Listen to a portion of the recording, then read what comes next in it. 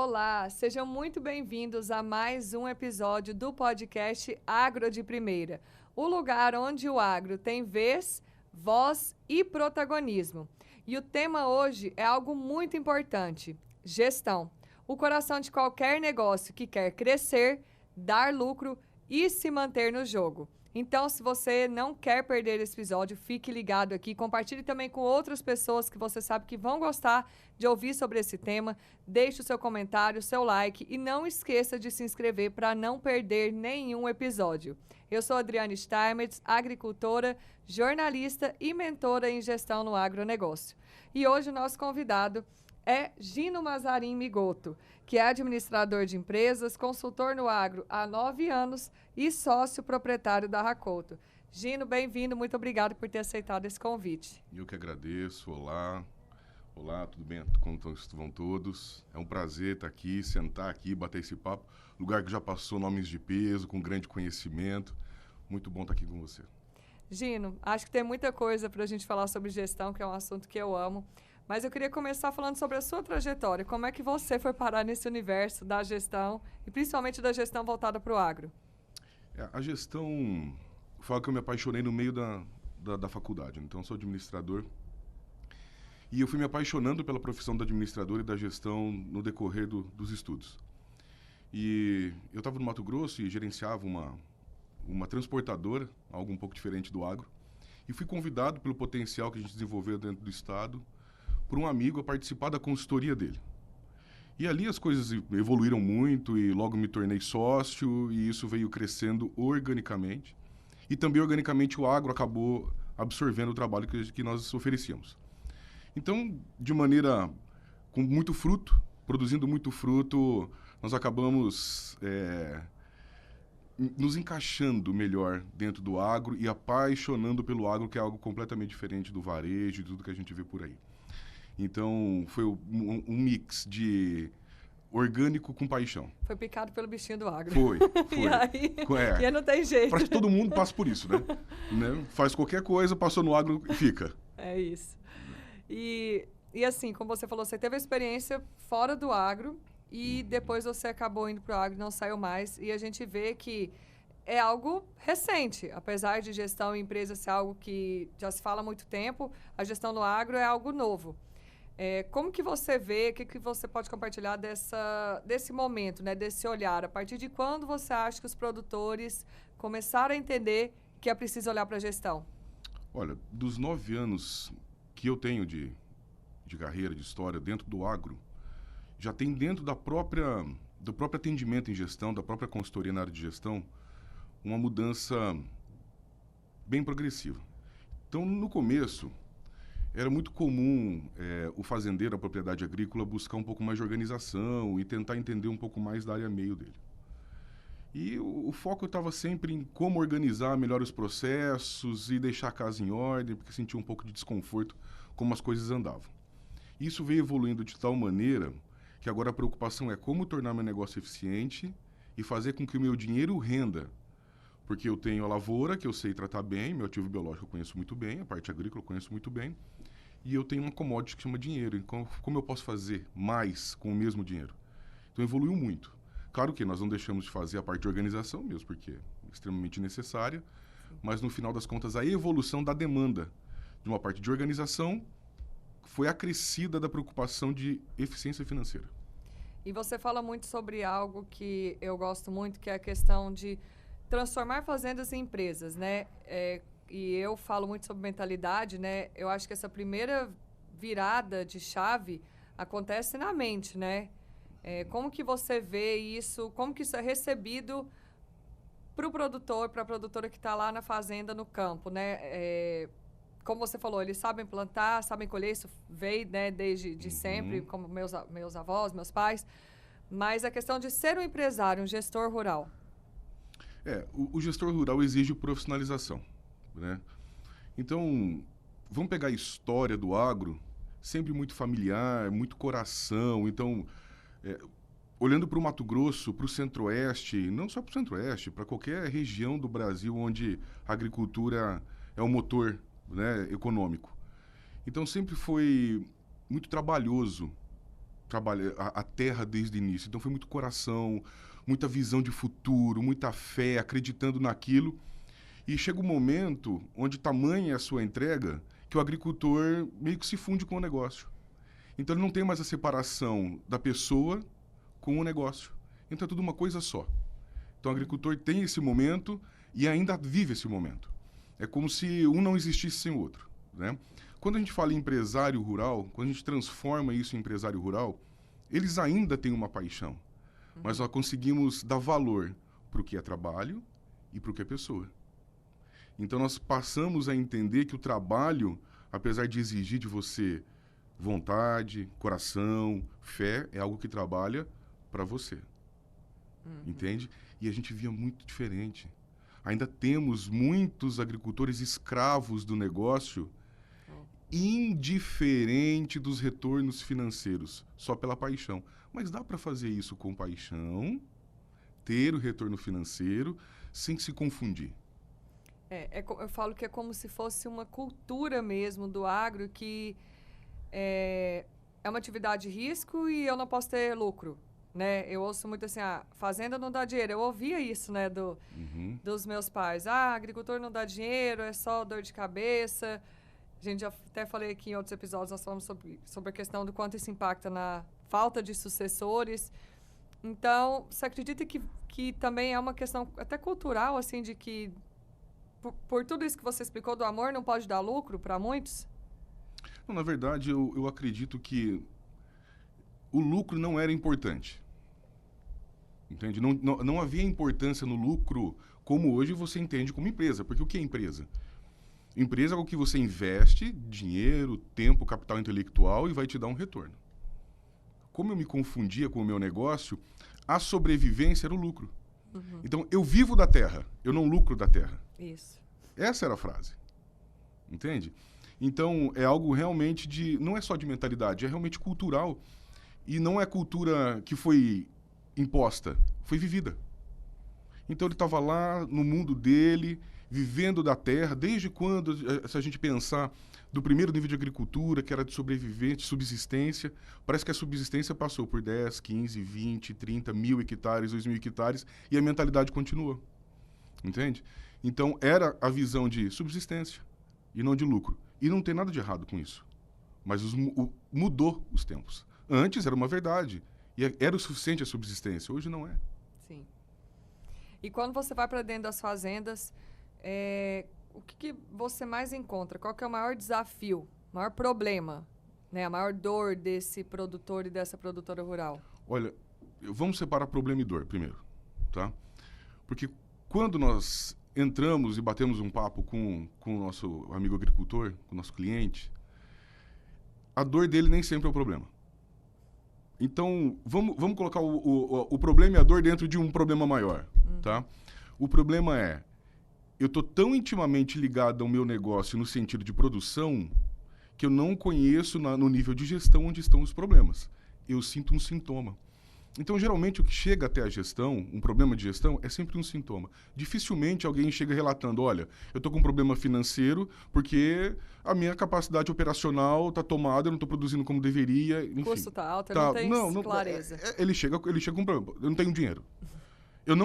Olha, eu estou tendo 30 sacos de soja por hectare de lucro e não vejo esse dinheiro. Então, bom, isso é um sintoma. Né? Então, o problema é, ele não sabe onde está o problema por muitas vezes. Entende? Porque ele não conhece o nível de gestão do negócio. Tá? Conhece o nível de gestão, mas esmiuçar isso toma muito tempo do agricultor que está preocupado em produzir mais, que é sim a expertise dele, ele tem que estar focado nisso, em produzir mais de forma eficiente, verticalizada, com a maior economia possível nas demandas agrícolas. E ele não tem nem tempo para ficar pensando nisso. Né?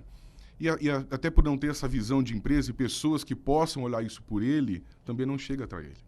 Mas ele sente o sintoma.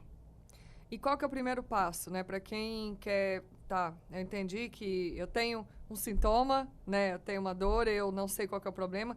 Para diagnosticar, por onde começar, né? Qual que você vê que é o primeiro passo? Existe ou não existe um passo? Como que você faz isso? Não, existe. Primeiro, nós temos que entender essa capacidade de geração de receita. Tá? Então, nós temos tirando, claro, né? Vamos tirar da equação aqui as variáveis climáticas. Então vamos imaginar que o mundo é perfeito, que cai a quantidade de chuva certa, que a germinação está correta, que a sanidade é uma maravilha no campo, então tá tudo lindo lá. Então, eu sei que o problema de receita não é, ok? A receita é fácil de identificar. Produzir mais, produzir menos, baixa de mercado, alta de mercado, eu sei. A receita é muito tranquilo isso. Custo também não é uma grande preocupação olhar para isso e saber se ela está ou não enquadrada no que se espera para o negócio. Tá? Aí vem os problemas para baixo. Então, o que nós olhamos? Nós esmiuçamos tudo isso e vamos entender onde que pode estar um problema que está em efeito cascata sobre outros. Então, pegamos uma lupa e ampliamos o negócio. Saímos só da preocupação com receita e custo e vamos olhar toda a estrutura de negócio. Onde está o problema, se é que tem um problema? Entende? De repente o problema é só não ver por um descasamento de caixa. Algo simples de ser ajustado. Né? Então, sim, primeiro descarta-se a operação e depois olha o restante. E um grande problema, né, uma grande dor desse produtor que eu vejo é a questão de não ter o fluxo de caixa, né? Então, às vezes ele tem que, ou ele não tem uma visão, né? Eu acho muita falta da visão a longo prazo, né? Então, queria que você falasse sobre isso também, né? O fluxo de caixa, se eu vou tocar nesse nome pontual que você disse, ele tem duas funções. Ele me conta onde eu gastei o dinheiro, né, em regime de caixa, como efetivamente eu desembolsei esse dinheiro, ou como eu vou desembolsar esse dinheiro. Né? Me mostra como foi o comportamento de gestão e como eu fiz a utilização desse capital, né, desse recurso financeiro, e outra é como eu estou planejando fazer. E eu vou ter que aprender com o meu passado para não repetir no futuro. Então, a visão hoje do proprietário rural, de forma geral, ela é muito boa no sentido de custo. Então, ele sabe exatamente quanto ele vai pagar de fertilizante, de semente, de calcário, de defensivos para o ano que vem. Ok. Ele sabe exatamente o desembolso dele. Só que aí no meio tem umas coisas que ele não faz parte da rotina do agricultor, daquele que está na operação. Eu não estou dizendo do empresário rural ainda. Uhum. Eu estou dizendo do agricultor que está lá na operação e fazendo aquele trabalho muito bem feito. Que ele está preocupado com isso. Quanto eu vou plantar, quanto eu vou ter de saca depois que eu pagar meus insumos. Tá? Então, o fluxo de caixa, essa visão de longo prazo, precisa que a gente coloque todo o universo. Aí a gente já vai para o nível empresarial.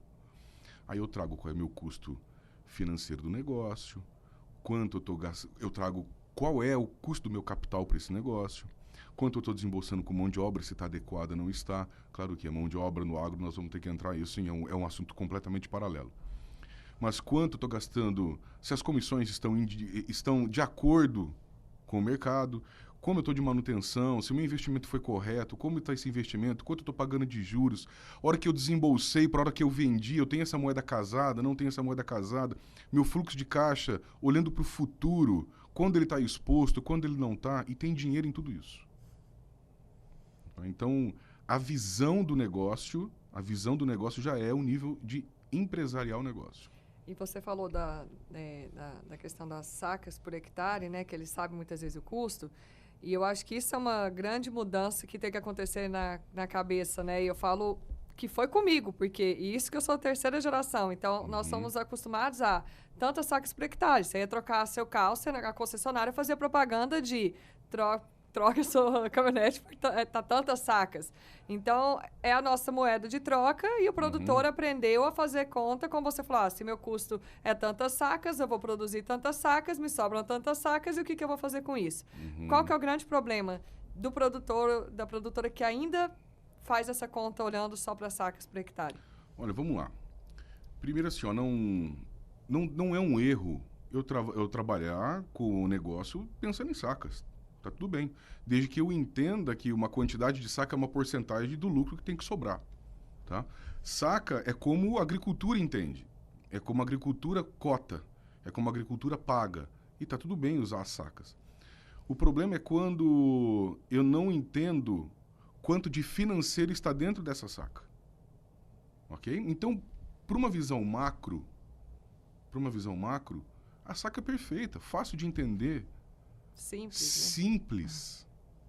Simples para fazer as contas. É quanto aqui, tira ali, do que eu tenho que fazer conversão e deduzir quanto é que está no mercado, quanto vai chegar essa soja.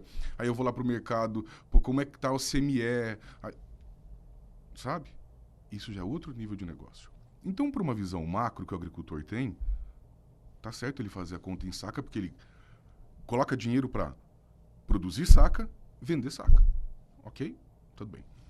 Agora, quando eu vou para o nível financeiro do negócio, eu tenho que entender quanto custou para eu produzir essa saca, financeiramente. Porque a gente entra num nível e aí a gente meio que as coisas se amparam. Se eu sei, numericamente, quanto custou minha safra, eu entendo se o mercado está me oferecendo um bom preço ou não. Ok? Uhum. Então, como eu vou olhar para o mercado e falar assim, bom, eu estou negociando tudo em saca, a minha vida em saca, mas quando eu vou fazer cotação está em dólar e real. Então, em algum momento, essas duas coisas têm que se encontrar. Tá? Tudo bem, eu posso lá no final converter que meu lucro foi 20 sacas de soja por hectare, foi 50 sacos de milho por hectare, enfim. Mas eu tenho que saber qual é o meu potencial financeiro dentro disso. Então, o problema não é bem um problema, mas é uma expansão de visão do negócio, eu enxergar ele do ponto de vista financeiro. Uhum. É estratégico. E você acredita que a questão de muitas vezes esse trabalho em família também, que não a maioria das empresas hoje, né, a gente fala agricultura familiar como se fossem as pequenas propriedades, mas se a gente for olhar, a maioria das propriedades são familiares. Então, é esposo, com o marido e mulher, ou com os pais, ou com filhos, ou irmãos. E aí, um outro grande desafio é não separar, né, por ser familiar também, e como você falou, tá ali no meio da operação, não tem definição de salário, não consegue ter essa visão, muitas vezes ele acha que ele nem está tendo lucro, e ele, na verdade, ele nem está vendo, né? Isso é algo que atrapalha também? Olha, atrapalha primeiro vamos falar de duas áreas onde ele atrapalha, onde isso pode trazer um risco. Então, veja, se eu faço da minha pessoa física uma parte do meu custo operacional, eu posso estar pesando o meu custo operacional e no momento que eu vou fazer uma análise, eu posso estar mentindo meu resultado e as minhas decisões são tomadas por resultado. Então, sim, é um problema. E a segregação entre pessoa física e pessoa jurídica, mesmo que o agricultor seja pessoa física, vamos lá. Eu não estou dizendo empresa, pessoa. Mas separar o que é a operação da fazenda e o que é a operação da pessoa. Tá? Isso a gente já vai para o nível de empresa, porque veja só, o negócio é meu, a terra é minha, eu trabalho nela. Legal. Isso quer dizer que eu tenho que ser um peso operacional lá dentro e gastar sem me preocupar com como eu estou gastando, onde eu estou gastando e ainda colocar isso na conta da fazenda. Então eu tenho dois problemas. Um, eu não tenho controle do gasto que eu estou fazendo com a pessoa física.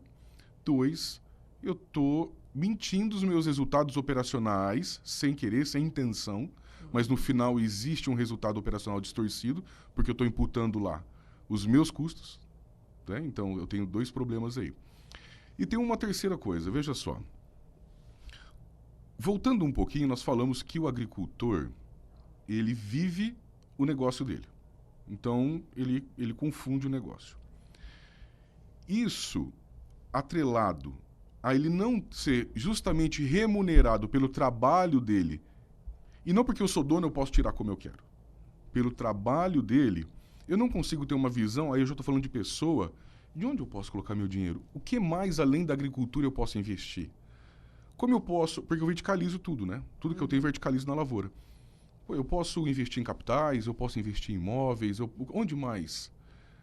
Como eu posso ampliar meu business? Eu já estou falando de negócio. Exatamente porque muitos falam isso. É a única coisa que eu só sei fazer. Eu só sei fazer isso, eu não posso nem parar porque eu não sei fazer outra coisa. Mas talvez até porque ele não tem essa visão ainda. Não tem essa visão empresarial. Então, olha só. Se eu determino para mim um salário como um operador do meu negócio, como um trabalhador do meu negócio, como alguém que tem que ganhar um salário. Vamos falar com um trabalho, vamos dizer 10 mil reais. Claro, né, gente? Não estou dizendo que são 10 mil reais. Né? Agora o meu salário é 10 mil. Não é isso que eu estou dizendo, é para a conta ficar fácil. Então, 10 mil reais. tá? Esse é o meu salário. O que isso quer dizer? Isso quer dizer que é o que eu vou viver com isso. Entende? Claro que eu moro na fazenda, a alimentação vem lá da cantina. Eu não vou ficar colocando isso na conta, porque é mais caro controlar isso do que efetivamente comer na cantina, né? Mas eu tenho que ter a minha remuneração, porque eu, como pessoa física e agora como empresário rural, eu tenho outros business para acontecer na vida, eu tenho outros planos. Então eu vou com o meu dinheiro viajar, eu vou com o meu dinheiro comprar um apartamento em São Paulo, comprar um apartamento em Cuiabá, comprar um apartamento em Goiânia, não sei. Quero comprar o meu jet ski para andar no manso, não sei. Uma canoa para pescar, Uma canoa para Pantanal. isso. Olha, aquela carretilha que eu quero pescar, entende? Então assim, e aí eu tenho um resultado no final, porque se eu fiz bem o meu trabalho, como funcionário do meu negócio, como servidor do meu negócio, e lá no final tem um resultado financeiro quando eu fiz isso bem feito. Aí eu vou lá e falo, bom, agora eu vou tirar minha parte da minha empresa. Sim. Isso é empresariar, como qualquer empresário de varejo, qualquer empresário da indústria faz. Porque o agro tem que ser diferente. E eu acho que isso é até muda uma questão dentro da mente, porque senão ele está ali trabalhando, faça chuva, faça sol, sábado, domingo, feriado, e a sensação que ele tem, eu trabalho e eu não desfruto, né, do meu trabalho. E assim é uma forma de, nossa, eu trabalhei e tá aqui, né, eu estou recebendo, né, pelo meu trabalho, eu estou colhendo os frutos do meu trabalho, então isso é até um motivador. Porque assim, olha, eu estou colhendo o fruto do meu trabalho no dia a dia, servindo o meu negócio, ok?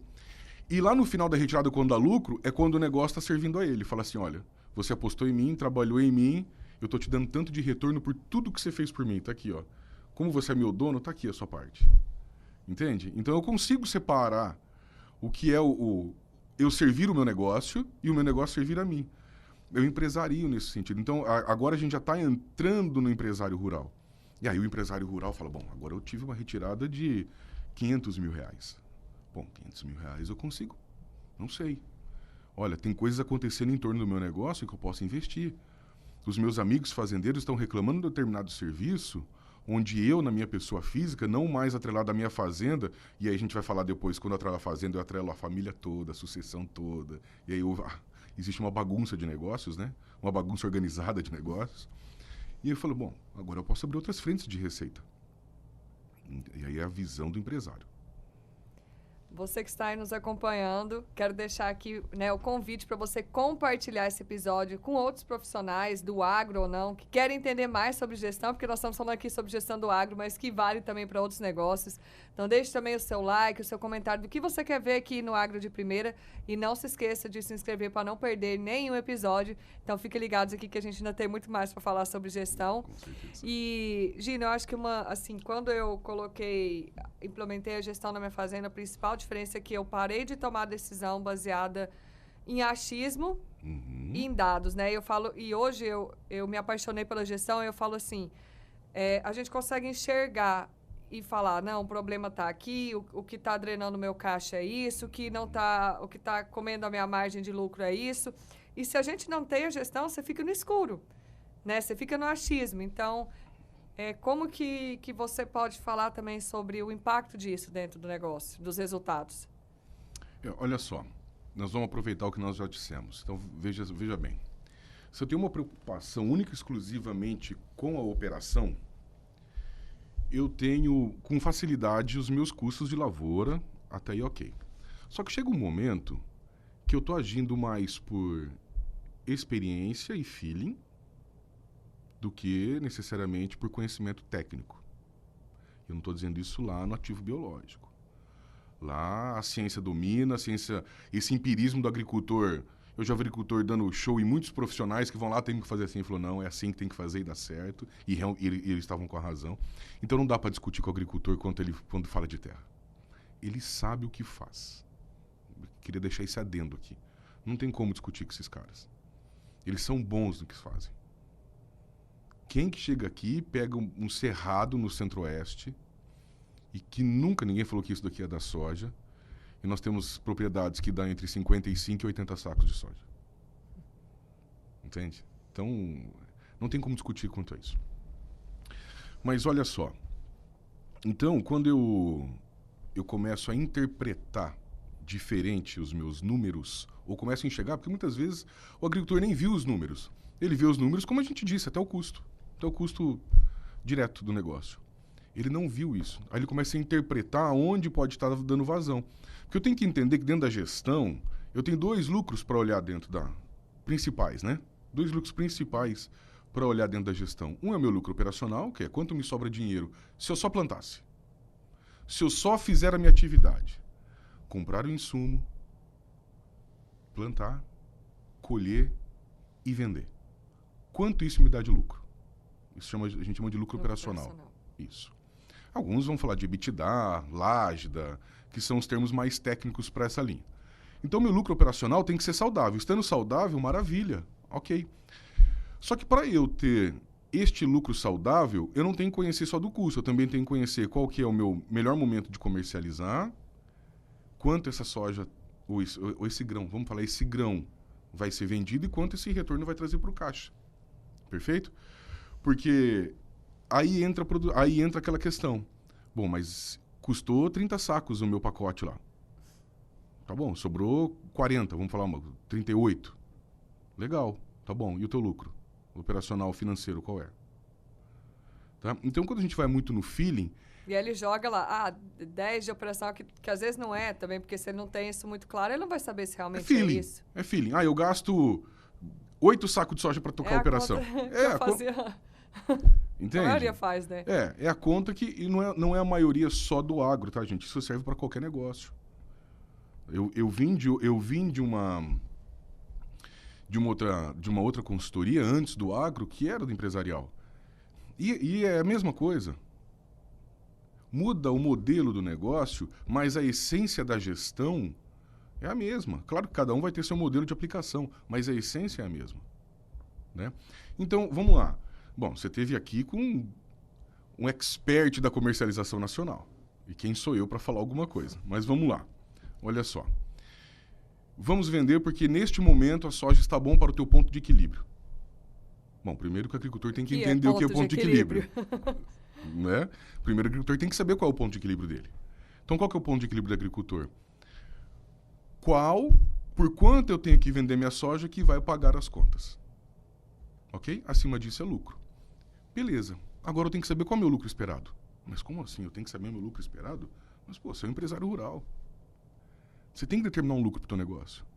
E a maioria não faz, porque tá com essa visão de que eu não coloco preço no meu produto e eu não controlo nada.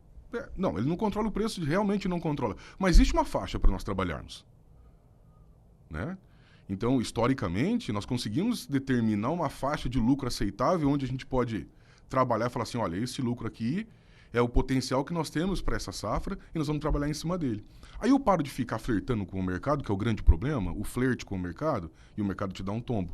E eu vou no feeling. Não, vai subir. Porque sempre vai subir. Sempre vai subir. Não, ótimo, que fé boa. Amém, que dê certo, tá? Mas eu não preciso, efetivamente, ficar esperando subir. Porque eu posso ter, neste momento, o mercado que está pagando as contas e dando o lucro esperado. Por que eu vou correr risco? Claro que eu tenho que correr sempre atrás do melhor lucro possível. Mas eu tenho que colocar nessa equação riscos. Eu consegui... tem muito risco. Muito risco. Muito risco. Pô, o Trump tropeçou na escada, muda o valor da soja. No mercado interno, alguém falou uma besteira aqui ou alguma coisa muito boa, muda o mercado de soja. Muda o mercado da commodity. Então nós vamos ficar expostos às variáveis que eu não controlo quando eu sei que nesse momento, se eu vender, eu pago as contas, pago o meu capital que eu peguei lá para financiar, pago os juros, pago o meu investimento e sobrou dinheiro no meu bolso. Eu vou arriscar? Isso é empresariar. Eu vou ser empresário rural quando eu aprender que eu tenho que fazer um paralelo entre lucro e risco. Grandes lucros, grandes riscos, mas também está atrelado a grandes prejuízos. O conservadorismo, um lucro mais conservador, só que muito menor risco. Não tem como a gente se encontrar no meio disso? E a gente para de ficar olhando para o mercado e ficar exposto ao feeling de mercado quando eu falo assim, agora eu posso vender. Mas se subir, tá tudo bem, eu tenho meu lucro. E se descer, ótimo, eu tenho meu lucro. Mas ele só vai saber se ele tiver clareza desses números. Senão ele está Não tem como. no escuro. Ele tem que saber o ponto de equilíbrio dele para fazer isso. Isso nós já estamos dizendo de alguém que já entendeu que a gestão vai transformar o negócio dele numa empresa, que ele vai ter uma visão de empreendedor e que ele vai poder tomar decisões no nível empresarial. Então, para chegar nisso, eu tenho que construir todo o ambiente de gestão no meu negócio. Que muitos acreditam ainda que não seja necessário, que seja custo, que não é investimento, tá? Gente, eu vou dizer para vocês, gestão é investimento. Não é custo. Porque retorna. Retorna. Não sabe fazer, contrata uma consultoria para fazer. Eu sou consultor. Eu tenho a Racoto como consultoria e eu não estou dizendo do meu negócio, estou dizendo contrate um consultor. Se você não sabe fazer. Se quer aprender, vá lá e aprenda e faça, então, não tem problema. Mas olha num nível diferente para o teu negócio. Até porque, é o que eu falo, antigamente bastava saber plantar e colher. Hoje é política, é economia, é contabilidade, é jurídico. É uma série de fatores. E não tem como, a não ser que você vai ficar fazendo uma faculdade para cada coisa, não tem como. Você tem que... Tem uma frase que eu falo que é contrate os melhores profissionais que o seu dinheiro é capaz de pagar, porque seu resultado vai ser semelhante a eles. Perfeito. E quando não se faz isso... eu, colhi muitos frutos de falta de gestão, não só dos meus antecessores, mas minha também, até entender.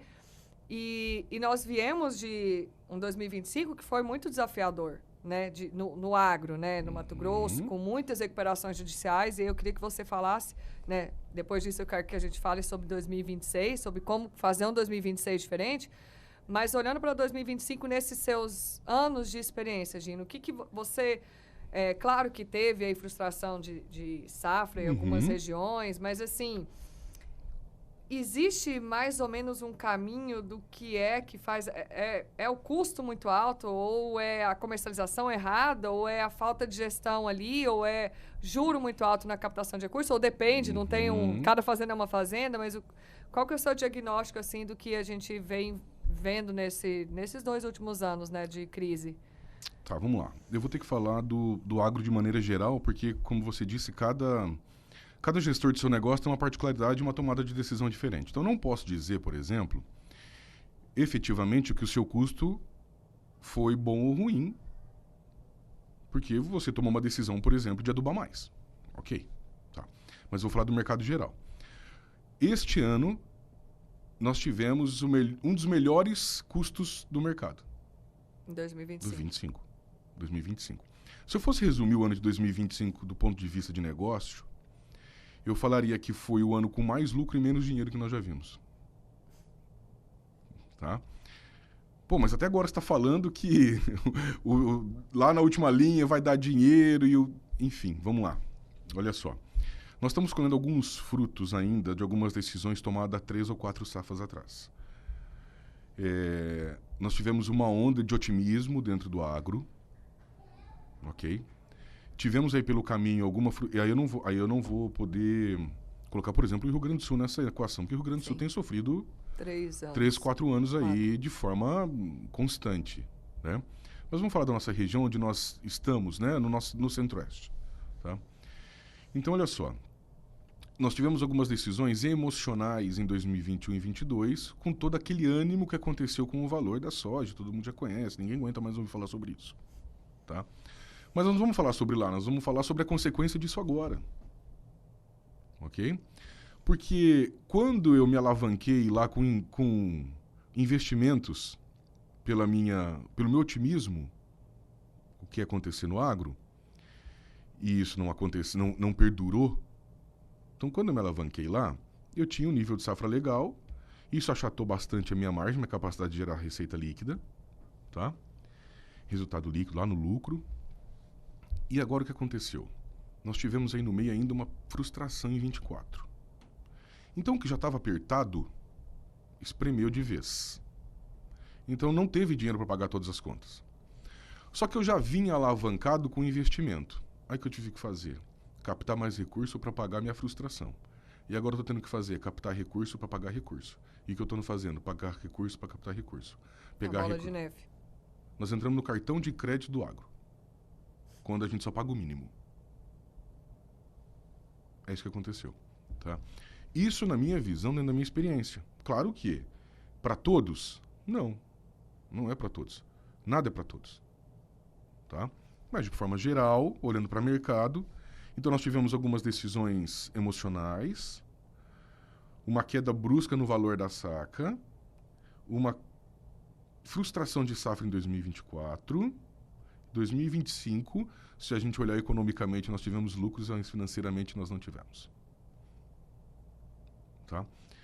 Quem se preparou conseguiu amortizar alguma coisa em 2025 do prejuízo que estava acumulado. Para 26, nós temos 2 caminhos para tomar. Que é o que eu ia te perguntar. O que fazer para mudar né, em 2026? Então, assim, olha, você sabe que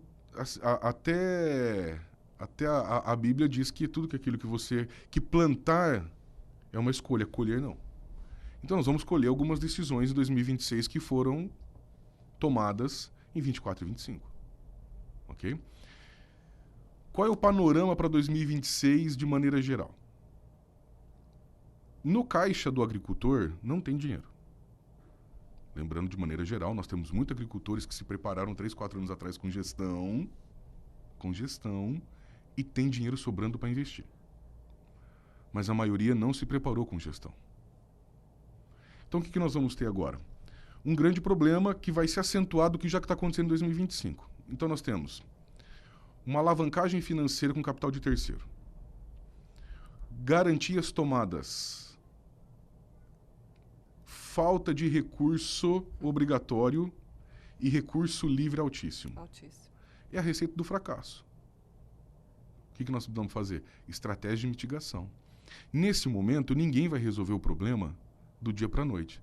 Se nós não colocarmos a cabeça no lugar, entender que para a gente se recuperar vai levar um tempo de estratégia, cabeça fria, decisões coerentes, nós vamos colher uma outra situação muito pior.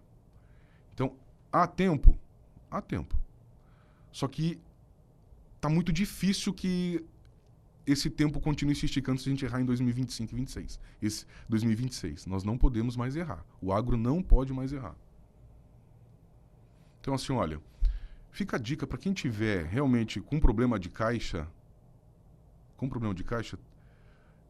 tenha paciência e façam estratégias de médio e longo prazo para não se arrepender no sentido de dava tempo de fazer alguma coisa e eu não fiz. Tem tempo da gente recuperar, frutificar, lucrar. Tem tempo. Todo negócio passa por um momento difícil, seja de mercado, seja interno. Nós estamos passando por um momento difícil geral. Tá? Mas tem estratégia para isso. O que o agricultor não pode é se desesperar e achar que não tem solução. Porque sempre tem solução. De uma forma ou de outra. Algumas mais dolorosas, outras nem tanto. E quem se preparou vai surfar uma onda maravilhosa em 2026. De oportunidades. Muitas oportunidades vão... Porque todo mercado baixista gera grandes oportunidades para quem está financeiramente calçado. Se eu tenho um caixa de investimento guardado, eu vou ter grandes oportunidades em 2026. Então, nós temos 2 lados da moeda, um muito bom e um muito ruim. E como você falou, eu acho que ter essa visão, né, Gina, de mudar muito essa mentalidade de eu ter que pagar, o que eu tenho que pagar semana que vem, aí eu tenho que vender o grão que está lá no meu armazém, e às vezes acaba tomando as decisões, eu acho que esse é o principal diferencial, né, não tomar decisões apagando incêndio, né, que eu acho que é o que aconteceu, né, lá atrás, foram tomadas decisões, como você falou, muitas vezes pelo momento, pelo otimismo, sem olhar lá para frente. E quando a gente não olha lá para frente, às vezes a gente não vê o resultado que pode colher, né? Como você falou, o plantio ele é opcional, né? Gostei dessa frase, mas a colheita ela é consequência desse plantio. E eu acho que isso foi uma grande mudança assim para mim de olhar e tomar decisões olhando lá para frente, né? E aí você consegue não apagar incêndio só a hora que já pegou fogo, né? Lá na hora da safra. Colhi, paguei, não consegui pagar e agora? Mas o que eu posso me antecipar, né? Quando eu tenho uma visão a longo prazo, o que eu posso fazer hoje para me antecipar? Previsibilidade. O nome disso é previsibilidade. Qualquer plano na sua vida tem que ser previsível. Bom, eu traço uma rota e eu considero nessa rota o quanto eu posso andar pela direita e o quanto eu posso alargar para a esquerda. Eu trago riscos calculados e tento trabalhar dentro dessa faixa. Claro que existem coisas que não estão em nossas mãos e esse cálculo de risco não é o suficiente. Mas do que está em nossas mãos, nós temos que traçar uma rota para andar. E sem previsibilidade, você não faz isso. Agora, bastante gente nesse momento que está assistindo vai pensar assim, eu tenho que fazer alguma coisa, mas não sabe como está o caixa no final de 2026. Como você toca um negócio que, com potencial de gerador de receita que é o agro, sem saber como vai estar teu caixa daqui a 12 meses? Daqui a 24 meses. Ah, mas 24 meses vai acontecer alguma coisa. É verdade, mas eu tenho que partir de algum princípio. Eu tenho que ter planejamento. 2030. 2030. O que eu vou fazer no médio e longo prazo? Quando eu posso voltar a investir?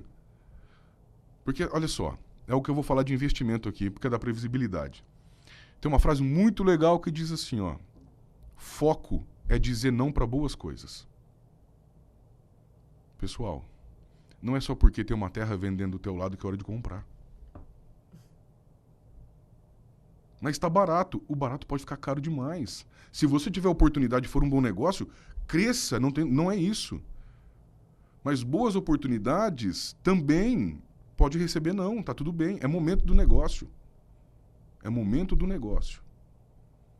Nós temos que empresariar esse negócio e entender que a atividade rural tem que ser perene, como qualquer empresa nasce para ser. O que é perene? Sem fim. Eu faço um negócio esperando que ele dure para sempre. Se ele não durar, alguma coisa aconteceu no meio. Mas a minha intenção é que ele dure para sempre. Eu tenho que tomar atitudes de gestão que me permitam me levar até lá. Principalmente o agro, que está na mão do mercado. Pô, o agro não determina o custo dele. Ele consegue fazer uma cotação aqui e ali, derruba alguma coisa, mas é o que ele consegue fazer. Ele consegue esperar o melhor momento, vai ganhar R$1, R$2 com um cliente ou outro que está comprando dele uma trade ou outra, mas é o que ele consegue fazer. Ele não consegue fazer mais que isso. Entende? Então, assim, olha, visão de longo prazo. Visão de longo prazo. Quem estiver assistindo, nos ouvindo, e não tiver a projeção de caixa para pelo menos um ano, tem que se preocupar. Vai fazer a tua projeção, vai olhar como está teu futuro, o que você vai poder pagar, o que você não vai poder pagar. Se não der para pagar, é sentar agora com o teu fornecedor e falar assim, cara, preciso da tua ajuda. 26 para mim, está aqui minha capacidade operacional, está aqui minha capacidade de pagamento, eu consigo te pagar assim. Vamos sentar, você me ajuda? Você antecipou. Você se antecipou ao problema. Do que você chegar lá, pegar o teu fornecedor de surpresa, e você vai correr atrás de recurso caro e vai matar teu negócio. Então, previsibilidade é tudo. Gino, acho que a gente poderia ficar aqui mais várias horas falando só sobre gestão, que a gente nem se aprofundou. Nós mas já falamos foi? Aqui. Já foi. Nem viu, né? Mas, para finalizar, eu queria que você deixasse uma mensagem final, então, aí para os produtores, para as produtoras, para esse ano de 2026, né? Você já falou muita coisa aqui, mas uma mensagem final que você queira deixar para quem está nos assistindo. Olha, primeiro dizer que eu sou apaixonado pelo agro e pelo agricultor, porque eu ainda não vi fé desse tamanho, que pega tudo que tem em terra e espera que algo cresça de lá, entende? E o orgulho que eu tenho de estar nesse meio e saber, e isso não é hipocrisia e nem é frase, porque nós estamos num meio que alimenta esse mundo, e isso é maravilhoso. Então nós temos propósito dentro disso. O agro é um propósito, tá? Eu quero dizer para o agricultor que toda fase passa, boa ou ruim. Quem está numa boa fase, vamos se planejar para ela durar o máximo possível e a gente aproveitar as oportunidades. Quem estiver numa fase ruim, vamos se planejar, porque a fase ruim também passa. Com planejamento e fazendo as coisas, ela passa. Tá? E dizer que o mundo está aberto para ajudar. Nós estamos aqui para ajudar e o que for necessário que nós façamos para que o agro seja esse orgulho, sempre seja esse orgulho, porque é um orgulho nacional, para contar conosco para poder auxiliar. Muito obrigada por ter compartilhado, né? Quero deixar aqui minha gratidão mais uma vez. Eu que agradeço, um prazer. E você que nos acompanhou, compartilhe esse vídeo com outras pessoas, com outros produtores que também querem saber mais sobre gestão. E lembre-se, né? Como o Gino falou, sempre existem picos e vales e que a gente possa, né, ter um 2026 de colheitas fartas e abundantes. Muito obrigado e até o nosso próximo episódio.